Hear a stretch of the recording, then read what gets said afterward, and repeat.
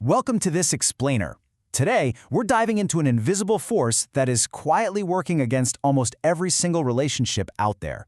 Because, without us even realizing it, our very own brains often act as a hidden relationship saboteur, playing some pretty wild tricks on us when we least expect it.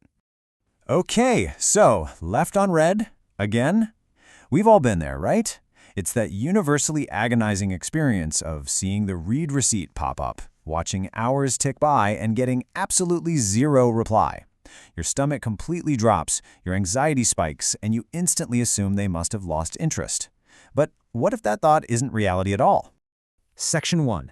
The Invisible Relationship Saboteur, and how cognitive bias plays tricks on us. Section 2. Let's meet your biased brain and uncover its psychological traps. That sheer panic you felt in that texting scenario, that's actually a phenomenon known as cognitive bias. Basically, these are arbitrary mental assumptions that quietly sabotage even the best love lives. One of the absolute biggest culprits out there is confirmation bias. This is when your brain acts like a highly biased detective, purposefully only gathering evidence that supports your deepest fears. Think about how dangerous this is. If you start with a baseline assumption that you aren't loved, your brain will literally filter reality to prove you right. You're going to hyper-focus on every single slow reply or missed smile while completely ignoring all the undeniable times your partner actually showed up and supported you. Another massive trap is the fundamental attribution error.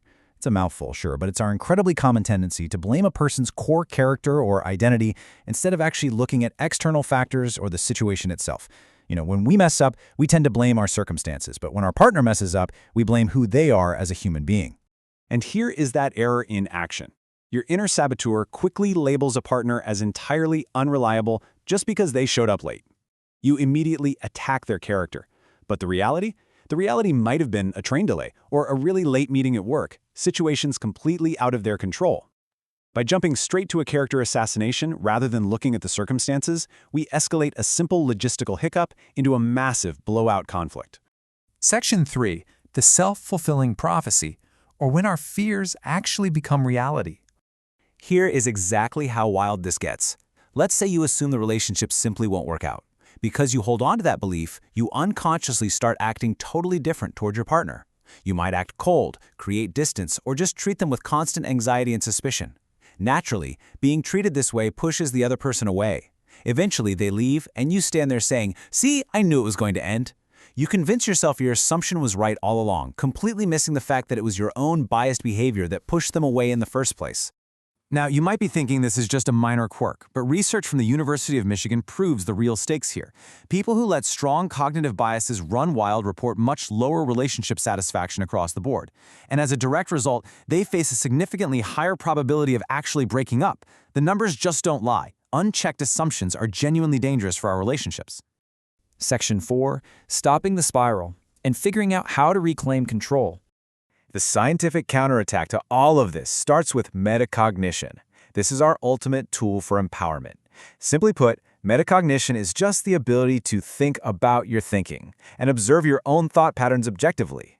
Instead of blindly accepting every single anxious, worst-case scenario thought as an absolute fact, you take a step back. You basically become an objective observer of your own mind. Let's actually put that into practice. When anxiety hits, try this out. Step 1. Record the anxious thought on paper. Get it out of your head where it feels huge and put it on a physical page where you can look at it rationally. Step 2. Challenge yourself to find at least 3 alternative interpretations for what just happened. If they haven't texted back, instead of concluding they're completely uninterested, force yourself to list other options. Maybe they're swamped at work. Maybe they're just exhausted. Forcing your brain to see alternative interpretations totally breaks the power of that initial bias. Section 5. Building emotional safety and learning to express ourselves with confidence. Once we check our biases, the next goal is building emotional safety. We want a relational atmosphere where both people feel secure enough to express their true feelings without any fear of judgment. A fantastic way to do this is by using what we call I messages. Take a typical blaming style. "You always put me last." That is a massive assumption, and it instantly makes your partner defensive. Instead, try this reframe. "When you were late for our date yesterday, I felt like I wasn't being valued." Do you see the difference there?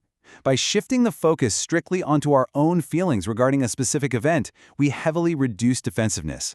It encourages real dialogue instead of just a loud argument based entirely on a guess.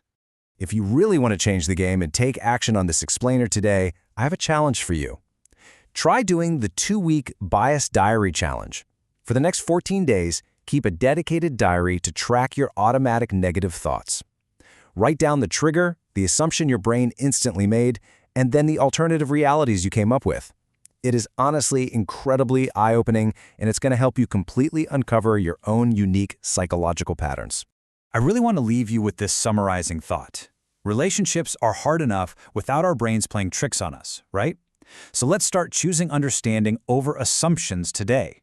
True love and connection require actively, consciously choosing objective dialogue over our brain's flawed detective work. You absolutely have the power to silence that inner saboteur. So I'd absolutely love to hear from you. What is one common assumption you've caught yourself making in your relationship, and how did you challenge it? Let's get a great conversation going in the comments below so we can all learn from each other's experiences.